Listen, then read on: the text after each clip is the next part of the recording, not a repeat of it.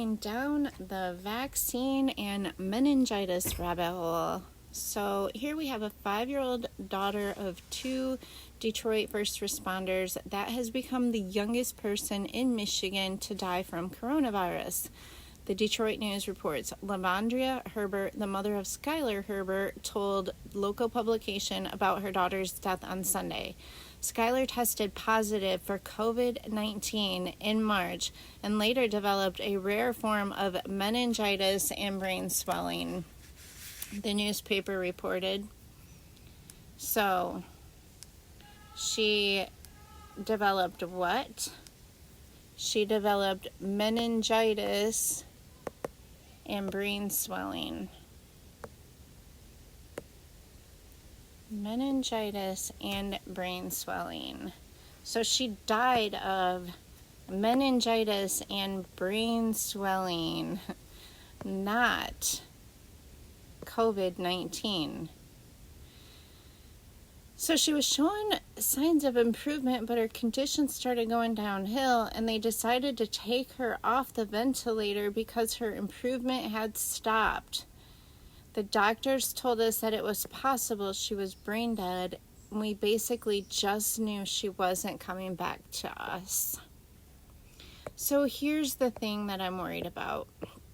Here's the little girl, and they don't mention if this girl has received vaccines. And a lot of vaccine-injured children die from meningitis. Meningitis, which is actually polio, because polio was never eradicated. It was just renamed so people would think that vaccines got rid of a disease, but it actually didn't. So here, let's go to this couple. Now we have another couple. Alex Dempsey and Gabriel Schultz thought their 4-month-old son, Killy, nice name, just had a normal fever when they picked him up from daycare at the end of last month. 24 hours later, on June 30th, Killy died from bacterial meningitis, leaving the couple from Richmond, Virginia, grieving the loss of their only child together and looking to spread a message. We really want to encourage adults, teenagers, and everyone to stay up to date on vaccinations, Dempsey told Today. Our big goal is if we can prevent another family from going through what we are, that's what we want in order to do right by our son. Dempsey, 27, said officials with the Virginia Department of Health told her the working theory is that Killy was exposed to an asymptomatic carrier of the Meningitis bacteria during a visit to their pediatrician's office. An asymptomatic carrier can carry the bacteria in his or her nose or throat despite not being sick. So, the fact that they say that there are asymptomatic carriers of deadly viruses, deadly diseases, deadly pathogens, they literally want us to treat everybody like they are a sick person. They will never end the mask wearing craziness that doesn't even work. You look at people that work with bacterias and pathogens, you look at these scientists and they're in pretty much space suits.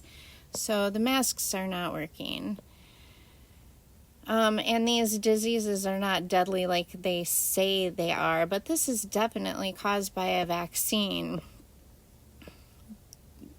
Okay, so Dempsey and Schultz, 33, pay attention to the number 33 in the media because it's a code. Initially thought Killy just had a fever. When they took him home from daycare on a hot day, they gave him some Tylenol, and when they changed his diaper, they saw pale pink spots that they thought were the beginning stage of a diaper rash. When his fever didn't break, they took him into the emergency room, and later they noticed that the spots have spread.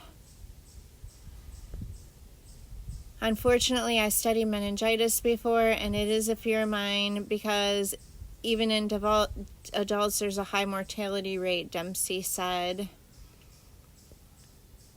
what I want to get to is the part where this child was just vaccinated. Okay, right here. Let's see if I can highlight this. The couple took Killy to get his routine 4-month vaccinations 2 days before he developed symptoms, which usually manifest themselves within 2 to 10 days of contacting meningitis. Now, can someone explain why no one can put 2 and 2 together that the vaccinations gave him the meningitis? This child, if this child is real, this child was killed by the meningitis vaccine. And the reason why I say if this child is real is just the fact that there's a 33 and that the name is Killy. Like, they always use weird names and the age 33 in stories that are psyops, which a lot of these are psyops. Okay, so let's go on to the next one. How meningitis killed my daughter. Okay, so this is Emily, and she was a sophomore in college when she contracted meningitis. And the only thing I'm going to show you here is that she was vaccinated. If you look, okay, I passed it. Okay, so anyway, right here, she talks about that she vaccinated her child and she just didn't have the correct vaccine. So if she would have had this other vaccine, then she probably would have been fine. But I don't understand how this mother does not connect the dots and see that her daughter received a vaccine for meningitis and her daughter died from it a couple years later. Actually, I don't know how long it was before she died, but she was a sophomore in college when she contracted it. And again, they probably are blaming it on somebody that is asymptomatic because they can't explain that where this disease is coming from. You know, they don't want people to connect the dots and realize that as soon as they got vaccinated, they were injured. And it just is a matter of time before you develop your autoimmune system disease, your chronic fatigue, fibromyalgia, your Crohn's disease, your diabetes, asthma, your skin conditions. It's just a matter of time. It's injected into you, and it's just a matter of time before you start feeling and seeing the symptoms. So everybody's vaccine injured. And the best way to prevent anything is detox yourselves from vaccines. Okay, now let's look at this article.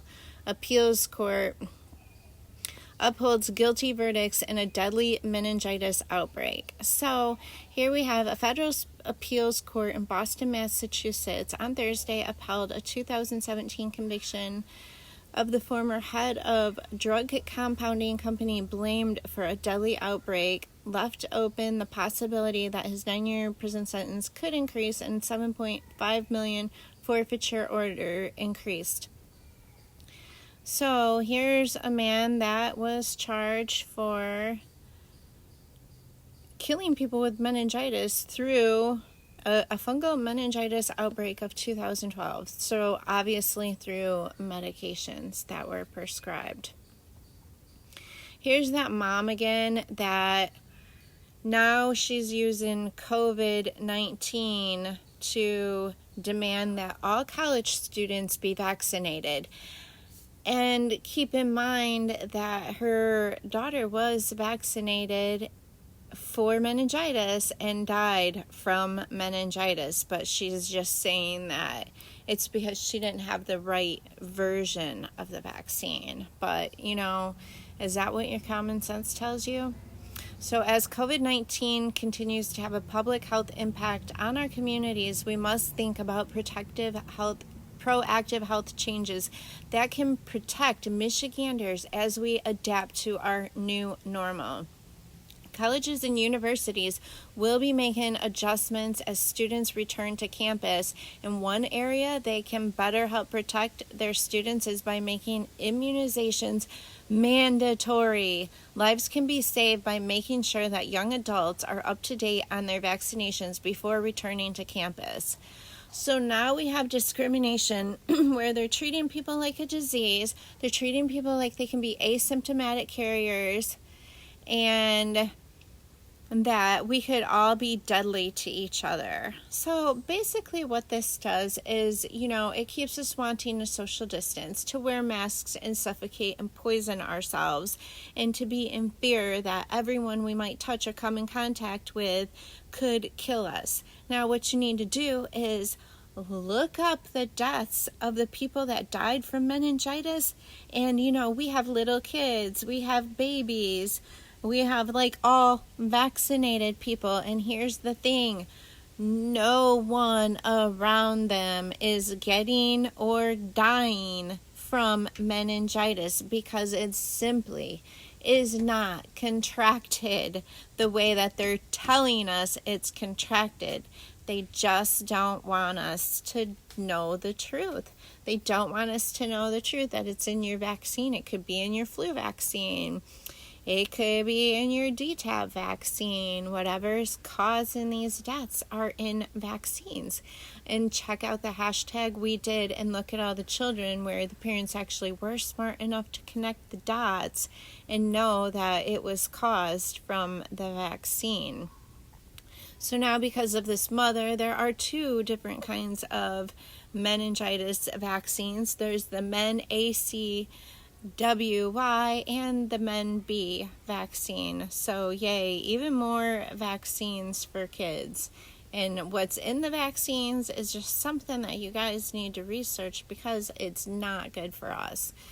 Now let's take a look at polio. What is polio? Polio is meningitis. It's the exact same thing. It's caused by a virus, the polio virus. No, actually, it's in your vaccines.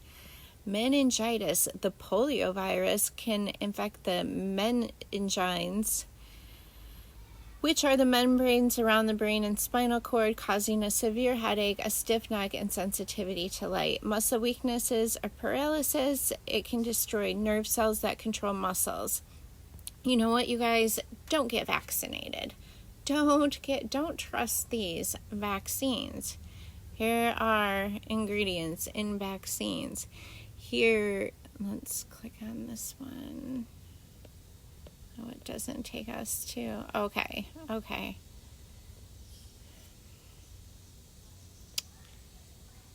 Another alarming effect, aluminum in vaccines. Okay, here's the meningococcal vaccines. Aluminum hydroxide, E. coli, histidine, sucrose, doxycyl, kanamycin, polysorbate 80,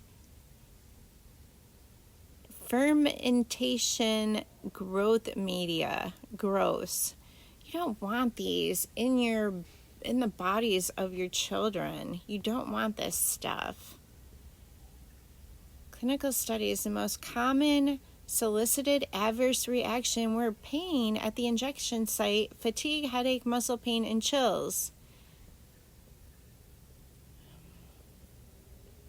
These vaccines are dangerous, and the problem with COVID is actually an ingredient, coronavirus is actually an ingredient in vaccines now.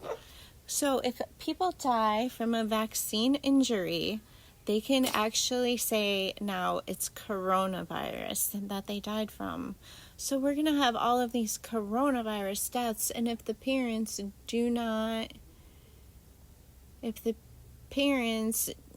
do not think, use critical thinking and look at what they just injected into their child. They're actually going to believe that their child died of COVID, or it wasn't the vaccine, it was just the wrong version of the vaccine. And they're pushing for mandatory vaccines for everyone, and it's clear to anyone that uses common sense and critical thinking skills that when you inject diseases into people, they're going to get diseases. So I doubt healthy, unvaccinated children are dying from the coronavirus. If children are dying from the coronavirus, then we need to find out if those children were vaccinated or not.